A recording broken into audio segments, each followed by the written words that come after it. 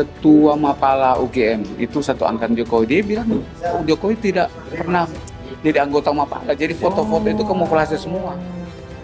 Dia bilang itu Pak Denny. Pak Denny ya? Ya, Denny Iskandar. Aku kalau mau saya kasih nomor telepon. Oke. Dia siap dengan PDIP memberikan data sekarang, Ya. makanya dia berani sekarang. Cim, saya tanya ke Pak Jokowi, kok mukanya Bapak beda dengan ijazah? Pak Jokowi diam aja. Terus kok sepengetahuan saya ijazah itu nggak ada kacamata. Dia tanya ke Jokowi, kok beda fotonya?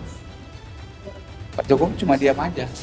Dan sampai dia ada catat itu bahwa orang tuanya dengan Jokowi itu usianya selisih 11 tahun. Yang ngerti juga namanya undang-undang udah ada, putusan udah ada, tapi juga tetap melakukan pembangkangan. Jadi Universitas Gadjah Mada hari ini saya katakan sudah tidak pantas disebut lembaga pendidikan lagi. Sambil menunggu sidang PT UN yang hari ini dilakukan antara Bon Jovi dan UGM mengenai kasus dugaan ijazah palsu Presiden Joko Widodo, kita akan berbincang dengan salah satu advokat dari Bon Jovi, Bang Jemi. Jadi kemarin kan kalau kita tidak salah ya, hasil putusan dari KIP DKI Jakarta ya, memutuskan untuk UGM membuka dokumen-dokumen yang dikecualikan menurut UGM kalau tidak salah waktu itu, atau seperti apa ya terakhir tuh putusannya yang ditolak. Jadi kan harusnya kan menyerahkan kepada kami. Waktu kami mau ke Jogja mau jemput bola, ternyata udah masuk gugatan banding di PT UN. Jadi kami sudah duga bahwa UGM tidak siap. Kenapa saya bilang tidak siap? Karena ada dokumen-dokumen yang pada waktu sidang pun kemarin itu mereka sudah bilang kami akan siap memberikan. Tapi faktanya setelah ada putusan untuk memberikan tidak ada. Akhirnya mereka banding. Karena apa? Satu, kami duga pertama itu masalah ijazah legalisir. Itu ijazah legalisir itu tidak ada tanggal. Ya sekarang di verifikasi UGM-nya tidak ada, gimana? Apa yang mereka mau kasih? Makanya salah satu upaya untuk memperhambat untuk supaya Jokowi kasih ijazahnya, mereka masuk gugatan. Gitu. Oke, dan gugatannya ke PT UN. Nah, tata cara bersidangnya nanti di PT UN gimana, Bang? Ya, kita menjawab apa yang sekarang kan kita kan diminta untuk kami kan digugat untuk dibanding atas putusan KIP kemarin ya. Kami jawab, dan kami jawab udah sesuai dengan aturan hukum yang berlaku, yaitu masalah tempus delicti-nya absolut, terus kewenangan mengadili. Kami sudah tuangkan di dalam jawaban kami pada hari ini, harusnya harus sidang. Oke, kalau begitu Bang Jemi, kemarin yang mohon maaf agak mundur sedikit ya, kemarin yang diputuskan di KIP itu apa saja sih yang harus diberikan kepada tim Bon Jovi di antara? Yang kami minta itu sekitar 23 dokumen itu harus diberikan, karena itu untuk terbuka ya. Dokumen ya. Iya, harus terbuka. Dan kemarin yang sudah diberikan apa saja? Nggak ada semua. Satu pun nggak ada. Nggak ada karena kan dibanding. Harusnya mereka berikan seperti KPU. Justru yang kami angkat jempol itu KPU Solo. Waktu sidang kita berdebat, mereka masih sisi bahwa mereka tidak akan memberikan. Tapi faktanya waktu putusan KIP kemarin mereka memberikan lengkap langsung semua. Ya. Lengkap. Dari KPU, jadi KPU Solo, DKI, dan ini lengkap. KPU pusat malah. UGM aja yang perlu jadi tanda tanya besar. Kenapa? Ada apa? Kenapa nggak harus memperhambat? Kan ini aja kan berikan, kan itu sudah putusan pengadilan loh. Ya, jadi harus menghormati. Yang ada jadi tanda tanya juga kami sampai sekarang. Permohonan kami di KIP untuk salah Polda belum sidang, harusnya sudah sidang. Padahal barengan kalau tidak salah. Barengan dulu kan ada putusan selah, kami merubah lagi, kita masuk permohonan baru dan sudah diterima permohonan, tapi sampai sekarang dengan alasan komisioner lagi terbentuk dan lain-lain. Mudah-mudahan tidak ada intervensi lah karena Polda toh. Karena waktu itu apa namanya, KIP ada kerjasama dengan Polda dengan Mabes, kaget kan setelah dalam proses itu ada apa gitu. Betul. Nah, itu yang menarik juga ya. Iya. Dan mungkin juga itu harusnya segera disidangkan juga ya dengan Polda Iya, ya. Bang? harusnya kami sangat menunggu karena Karena yang lain sudah putusan karena semua ada kecuali data. Polda ya. Karena UGM memberikan 505 bukti-bukti yang mengenai Jokowi itu ada di Polda. Itu yang kita meminta, membuka supaya minimal diberikan kepada kami. Oke. Dan kita juga mungkin juga harus punya klarifikasi dari UGM soal jurusan teknologi kayu Ya, yang hari ini teknologi lagi ramai. kayu, ya itu nggak ada. Dan saya tadi berkomunikasi dengan Pak Denny Iskandar yang dulu tim yang memverifikasi datanya Jokowi. Dia bilang, Jim itu kalau mau itu cari yang ketua Mapala UGM itu satu angkatan Jokowi. Dia bilang Jokowi tidak pernah jadi anggota Mapala, jadi foto-foto itu kamuflase semua. Dia bilang itu Pak Denny. Pak Denny ya. Ya, Denny Iskandar. Aku kalau mau saya kasih nomor telepon. Oke, nanti Dia siap dengan PDIP memberikan data sekarang, makanya dia berani sekarang. Kalau dulu dia nggak mau karena dia menjaga marwah partai, dia orang partai walaupun sekarang udah non aktif, tapi dia itu bertindak untuk atas nama partai pada waktu itu, waktu Jokowi kan. Nah, dia nggak mau kasih, agak tertutup, tapi dengan kemarin Jokowi PDIP memberikan data-data yang ada di datanya Jokowi, makanya mudah-mudahan pas Pak Denny pulang haji ini kita akan kumpul. Ya, saya undang dia, kita ke Surabaya, wartawan atau saya undang dia ke sini untuk itu salah satu saksi kunci juga menurut saya. Oke. Karena yang kita tahu ya Pak Jokowi katanya sering naik gunung Mapala juga. Foto-fotonya kan dulu di UGM gitu. Karena kalau ini ada fakta baru pada bukan fakta baru, udah lama cuma nggak pernah dianggap. Cuman Pak Denny waktu saya tanya beberapa kali, ada rekaman di saya, saya kata, Jim, saya tanya ke Pak Jokowi, kok mukanya Bapak beda dengan ijazah? Pak Jokowi diam aja. Terus kok sepengetahuan saya ijazah itu nggak ada kacamata. Dia tanya ke Jokowi, kok beda fotonya? Pak Jokowi cuma diam aja. Dan sampai dia ada catat itu bahwa orang tuanya dengan Jokowi itu usianya selisih 11 tahun. Dia Pak Denny tanya, kok ini bisa? Sini bang, langsung bang. Nanti gantian aja kita. Oh, menarik juga ya bang. Berarti ini semakin membuat penasaran ya ini. Di samping UGM malah tidak terbuka dalam tanda kutip, padahal yang lain seperti KPU DKI, KPU Solo sudah memberikan. Nah ini satu-satunya yang ada. Belum. Pak Denny itu dia akan membiarkan. Kemarin dia takut karena PDIP belum terbuka. Sekarang kan PDIP sudah terbuka dengan memberikan data-data waktu Pak Jokowi jadi mendaftar di PDIP. Nah, sekarang Pak, karena dia menjaga marwah pada waktu itu, sekarang saya telepon tadi pagi dia masih di Mekah. Dia bilang, nanti pulang Jim saya akan saya berani. Kalau nanti dulu, kita minta nomornya Bang Jemi. Mantap. Oke Bang Jemi, terima kasih Bang Jemi atas waktunya. Kita sambil menunggu persidangan teman-teman, kita sambil podcast dengan para pengacara yang nanti akan bersidang. Bang, kita hari ini seharusnya sidang tapi belum ya. Kalau sesuai jadwal kan harusnya jam 10 ya. Dan sekarang sudah jam setengah 12. Tadi sudah sedikit diuraikan soal pengantar lah dari Bang Jemi.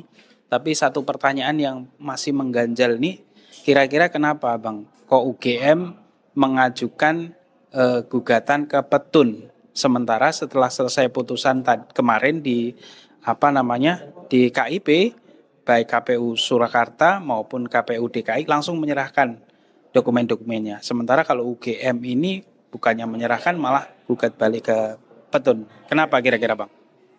Yang pertama memang itu hak dia ya, hak konstitusional dia untuk menempuh jalur hukum. Ketika dia tidak terima, bolehlah ke sini. Tapi kami persoalkan dua hal dia mengajukan ke sini. Yang pertama itu adalah kompetensi absolut. Apa itu Bang? Kompetensi absolut itu adalah kedudukan dia, ya UGM itu sebagai badan publik ya seharusnya bukan ke sini. Oke. Dia bukan badan publik negara. Kenapa? Dia itu kan sudah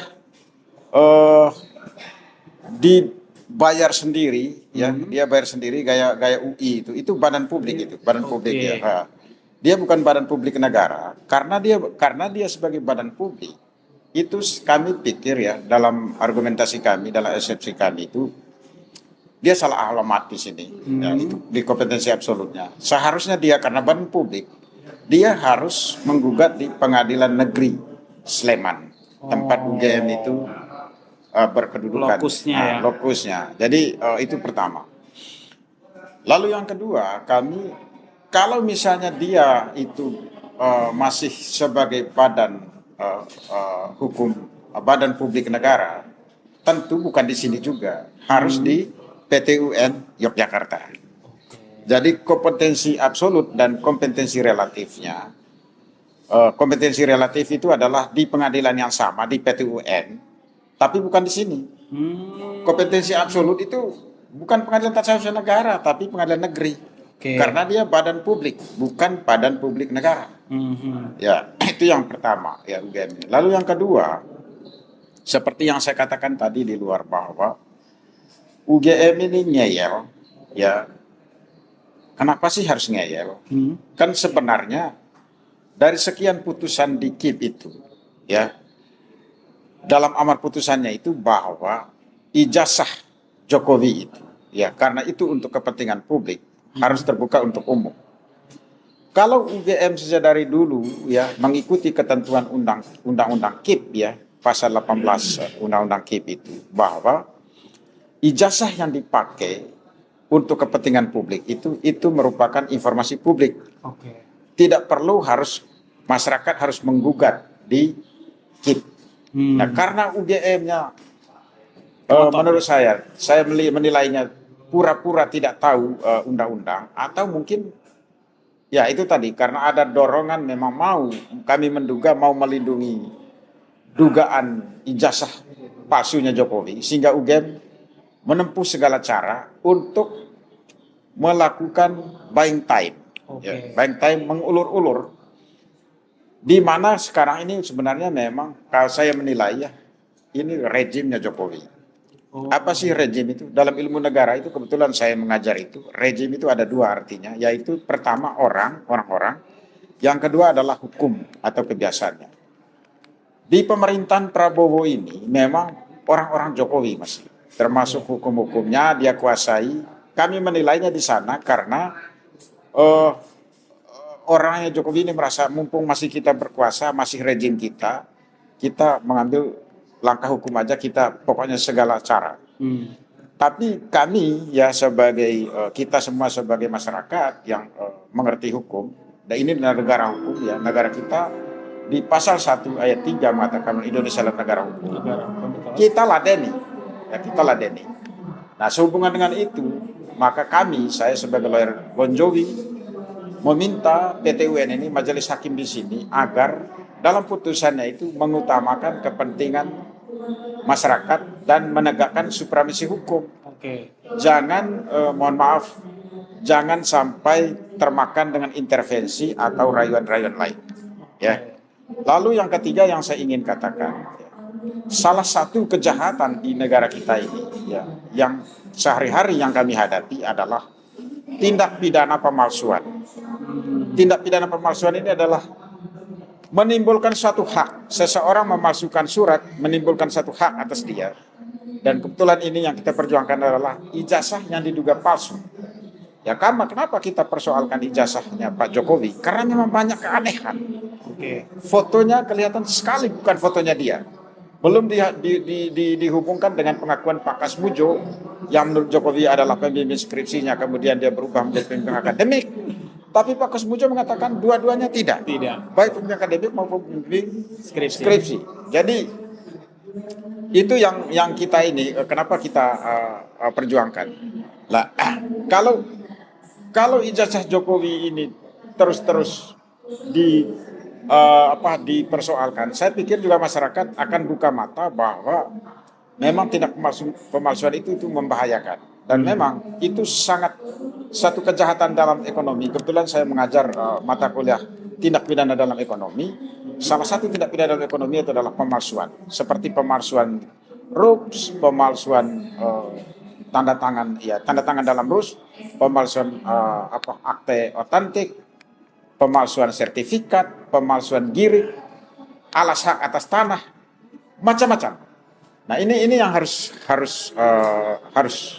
kita lawan. Oke, jadi menarik ya. Jadi kita juga menunggu nanti ya tentunya. Biasanya di PT UN ini persidangnya berapa lama Bang ya? Sampai dengan putusan dari PT UN. Ini kan Ini baru perdana kan hari ini. hari ini kan ke pembuktian. Iya. Ya, kita pembuktian. Nanti setelah pembuktian ini kan kita lihat agenda berikutnya apa. Tapi kita minta karena di dalam eksepsi kita itu kita mempersoalkan kompetensi Salah alamat tadi. kompetensi absolut dan kompetensi relatif. Tentu hakim harus mengeluarkan putusan sela. Oke. Ya, putusan sela baru masuk ke tahap-tahap berikutnya. Nah, yang terakhir yang saya ingin katakan, ya, Jokowi mau safari, tolong tunjukkan ijazahnya ke masyarakat. Menarik. Ya. Iya. Ya, masyarakat meminta dia, tolong tunjukkan ijazahnya. Ini penting Pak, jangan dianggap enteng. Kalau Bapak benar-benar punya ijazah dan itu asli, tunjukkan saja, mudah kok. Ya, mudah. Ya, terima kasih. Oke. Ya. Baik, terima kasih Pak Ya. atas waktunya. Masih ada teman-teman yang lain, audionya mungkin kita sambil menunggu ya teman-teman, karena persidangan ini cukup sangat terlambat sekali ya. Di antara harusnya tadi jam 10 sudah mulai, tapi karena ini waktunya lebih dari jam 10, maka kita sambil bertanya ya dengan para narasumber yang hadir.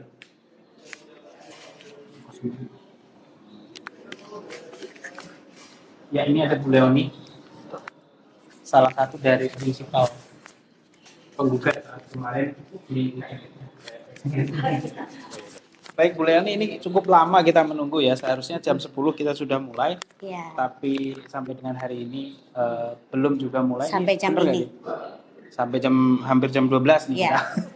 Baik Bu Leoni, sejauh ini Bu Leoni yang dilihat dari gugatan UGM ke PT UN ini apa Bu Leoni? Karena kalau kita lihat putusan kemarin baik dari KPU Solo maupun KPU DKI Jakarta, ketika putusan dari KIP mereka langsung menyerahkan KPU RI juga. Iya, KPU RI juga mereka langsung menyerahkan dokumennya. Satu-satunya yang melakukan gugatan yaitu hanya UGM. Bu Leoni lihatnya kenapa itu? Terima kasih. Saya tadi tuh sudah merangkum banyak di ini, ada 7 poin ya di Oke. kereta. Boleh. Tadi saya buru-buru menyampaikan, saya ulang lagi ya. Boleh. Kenapa UGM melakukan gugatan? Iya. Ini saya anggap ini adalah taktik UGM untuk mengulur waktu. Oh, buying Ya. time. Buying time, menyembunyikan sesuatu, mencoba bertahan untuk tidak menyerahkan. Sebetulnya saya kira UGM awalnya saya pikir udah mau menyerahkan. Kemungkinan ya ada instruksi entah dari siapa, jangan teruskan, Oke. tahan. Kenapa demikian? Enggak masuk akal tiba-tiba UGM lewat tanggal masa inkrah tanggal 13 April 2025 baru mengajukan. Udah lewat dari Udah 14 lewat, hari kalau berarti. memang barunya kan dari awal kan. Oke, Oke, yang kedua, saya ini kan akademisi. betul. Saya nggak pernah mencantumkan gelar saya udah S3 dari ITB. Ya, bidang saya itu knowledge management. Di dalam pada saat di situ saya belajar ada jargon-jargon seperti good governance, Ya, clean bagaimana clean government, bagaimana suatu institusi harus berubah terus menerus menjadi lebih baik. Ya, nah di sini saya tuh nggak menyangka UGM seperti ini. Kenapa? Yang kita minta itu adalah dokumen yang memang sebagian besar itu sifatnya terbuka. Betul. Oke, nah saya menghimbau bahwa UGM ini kan institusi perguruan tinggi termasuk tertua, terbaik gitu ya. banyak profesor doktor yang masih mengabdi di sana dan melahirkan ya alumni-alumni yang juga luar biasa. Nah, menurut saya penyelesaian dari skandal ijazah palsu milik mantan presiden RI ini harus bisa lebih cepat, benar dan adil sesuai dengan logika hukum dan common sense. Ya, logika publik ya, dan kami mengharap sebenarnya UGM itu menjadi loko ya. Loko untuk menyelesaikan permasalahan ini ya dengan cara-cara yang transparan. Betul. Karena UGM memiliki semua dokumen yang dibutuhkan untuk pembuktian. Benar nggak? Betul, yang waktu itu dipakai untuk daftar. Ya, dan semuanya ya dari awal sampai akhir. Karena UGM harus mendahulukan ya kebenaran dan keadilan bagi masyarakat. Kemudian saya berharap bahwa kasus ini selesainya 100%. Ya, kebenaran 100%. Ya, bukan 99%, sekian, enggak. Algoritmanya hanya satu. Benar, asli atau tidak, biner. Enggak ada 99, sekian persen asli, enggak. 9,9% palsu, enggak ada. Nah, bagaimana caranya? Caranya adalah dokumen itu harus dibuka. Semua ya. Jadi penyelesaian 100% ya dengan kesimpulan yang benar, asli atau palsu. Ya. Nah, selanjutnya di sini dibukanya sebetulnya udah keterbukaan tentang dokumen pejabat publik itu sudah dilindungi oleh undang-undang. Oke. Undang-undang keterbukaan informasi publik. Undang-undang nomor berapa coba? Enggak tahu tuh. 14 tahun 2008. Coba cari ya. Coba cari pasal 18 ayat 2 huruf B. Pasal inilah yang menggugurkan sifat dari sebagian dokumen yang kami minta itu yang tadinya privat menjadi publik. Ya. Jadi sebetulnya sudah tidak dilindungi. Dan sebetulnya sebagian besar dokumen yang kami minta itu memang terbuka, Mas. Oke. Jadi kami yakin KIP pasti mengabulkan. Kenapa? Dokumen yang kami minta itu sebagian besar publik. Contohnya SOP. SOP itu publik tidak? Publik. Pasti SOP publik ya. Karena itu menyangkut kepentingan banyak pihak. Ya, harus ayat. Terus yang kedua adalah dokumen yang terkait pencalonan. Pencalonan Jokowi itu publik tidak? Pasti ya, permintaan legalisasi. Ini cuma bukti, pernah nggak orang ini meminta gitu ya, tanggal berapa, seperti itu, buktinya apa gitu ya. Verifikasi, bukti permintaan verifikasi itu juga publik kan? Betul. Itu aja udah pasti dikabulkan permohonan kami gitu loh. Nah, ada 8 jenis dokumen akademik. Ya, dan sebagian itu juga sifatnya publik. Contohnya skripsi publik tidak? Publik ada di perpustakaan. Laporan pasti. KKN publik tidak? Publik. Semua bisa akses? Bisa ya. Terus apa lagi? Buku wisuda publik tidak? Buku wisuda publik. Publik, dibawa sama wisudawan juga ya. Dan kalau ada pertinggal gitu ya. Terus apa lagi? Nah, yang KRS tuh itu ada yang dirahasiakan nggak? KRS, kartu rencana studi. Oh, nggak ada. Nggak ada kan? Bisa, cuman apa rencana mata kuliah yang diambil gitu kan? Nah, kalau KHS bolehlah ya, karena ada nilai. Cuman nilai itu aja dihitemin. Terus apalagi yang ada nilai? Transkrip nilai ya. Yang lain-lain hanya menyangkut nilai aja, bagian nilainya yang dihitamkan. Jadi apa? Saya nggak mengerti memang apa yang mau ditahan-tahan sama UGM. Ini dokumennya yang kami minta semua adalah dokumen terbuka. Publik seharusnya ya. Ya, udah nggak ada dipertentangkan itu. Nah, akhirnya kami cuma minta ke UGM, ya. Jangan menunda-nunda lagi, jangan mengulur-ngulur lagi, karena ini semua demi kepentingan publik. Betul. Ya kan? UGM, tolong jangan jadi kaki tangan. Jangan jadi kaki tangan para pelaku yang tidak mau bertanggung jawab atas kepisuhan. Benar nggak, Mas? Betul. Ya kan? UGM itu sangat terhormat loh posisinya. Sangat terhormat. Saya sangat kagum dengan banyak alumni yang hebat-hebat.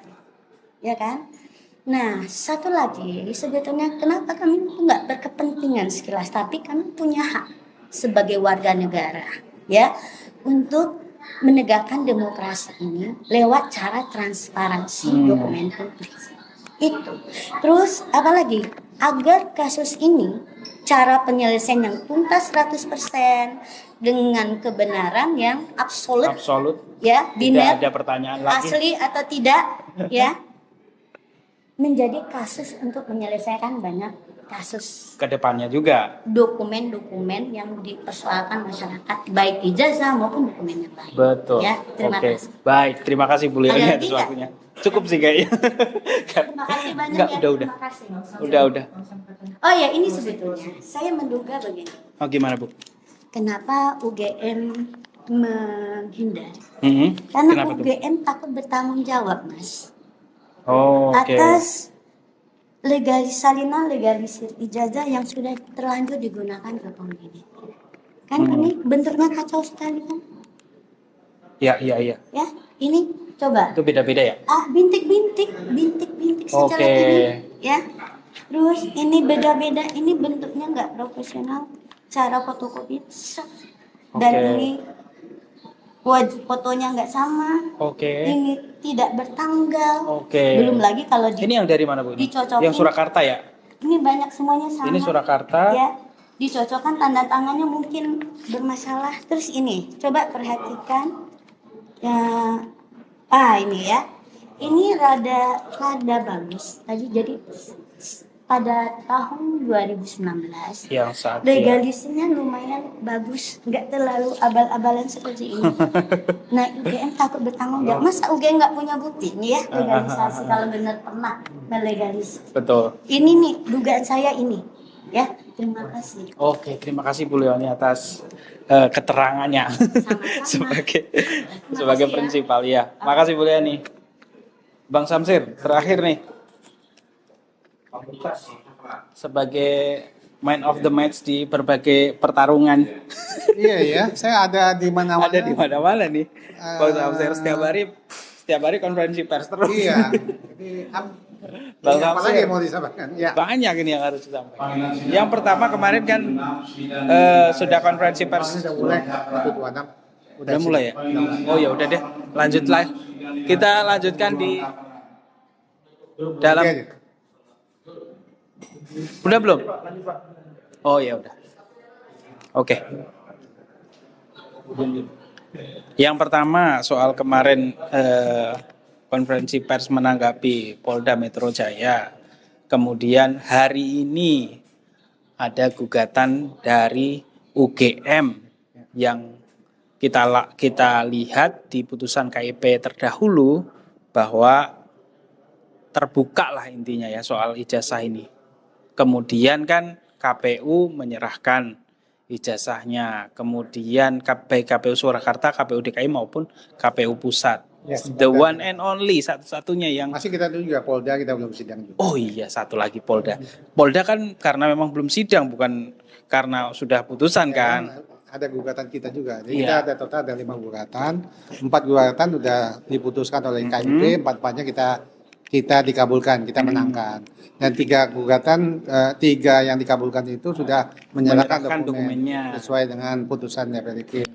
Cuman satu ini aja ini Yang alot nih ya. ya Badan Hukum Universitas Gadjah Mada yang dia menolak ya di dalam arti dia tidak menerima putusan yang sudah disampaikan, yang sudah dibuat di di lembaga negara yang namanya juga KIP. KIP itu adalah lembaga negara juga yang fungsinya sama seperti yang bagian dari lembaga pemerintah Lembaga juga. hukum juga. Sehingga pada saat kita bersidang di sana, itu dasarnya KIP itu adalah Undang-Undang Nomor 14 Tahun 2008 tentang keterbukaan informasi publik. Jadi ada hal-hal yang hubungannya dengan keterbukaan, dengan dokumen segala macam. Itu undang-undang itu yang mengatur dan lembaga itu yang menyelesaikan perkara masalah dokumen yang disengketakan. Nah, saya langsung aja ya ceritanya. Kalau untuk ijazah Jokowi ini, kita tahu saudara Joko Widodo ini adalah pejabat publik ya. Yes. Jadi dalam Undang-Undang Nomor 14 2008 itu pasal 17 memang segala segala dokumen yang hubungannya dengan pribadi itu harus ditutupi, maksudnya tertutup. Kecuali di pasal 18 dia adalah pejabat publik. Jadi sebenarnya dari undang-undang itu pun sebenarnya saudara Joko Widodo itu sudah harus menunjukkan ijazahnya. Semestinya juga itu udah bukan rahasia lagi karena begitu dia mendaftarkan, dia bersedia dokumen pribadinya itu untuk dibuka. Dicek seluruh rakyat Indonesia harusnya. Nah, kemudian kan prosesnya dia sampai mulai dari dia sebagai pejabat di Wali Kota Surakarta, di Gubernur DKI Jaya, sampai ke Presiden 2 periode 2014-2019. Itu kan sebenarnya ada proses yang mengikuti ijazahnya dia sendiri. Jadi tentu di ijazah itu hubungannya dipakai pada saat dia untuk mendaftarkan. Meskipun ijazah S1 itu bukan persyaratan, untuk dia mendaftarkan diri sebagai presiden, karena dalam undang-undang diatur minimal calon presiden itu ijazahnya adalah S1. Jadi itu. Nah, kita setelah mendapat putusan 4 putusan tadi, seperti yang saya sampaikan tadi, 3 sudah menyerahkan dokumen sesuai dengan putusan rekip, tinggal UGM yang hari ini adalah yang pertama kita, karena UGM di sini melakukan gugatan terhadap putusan KIP tersebut. Jadi yang saya hanya singkat saya sampaikan seperti awal tadi, kalau Joko Widodo itu adalah pejabat publik, undang-undang sudah mengatur, sehingga apa yang dilakukan Joko Widodo ini adalah suatu sikap pembangkangan kepada masyarakat Indonesia, sikap pembangkangan kepada lembaga-lembaga yang mestinya nggak sampai sini kan, mestinya juga nggak sampai KIP. Iya.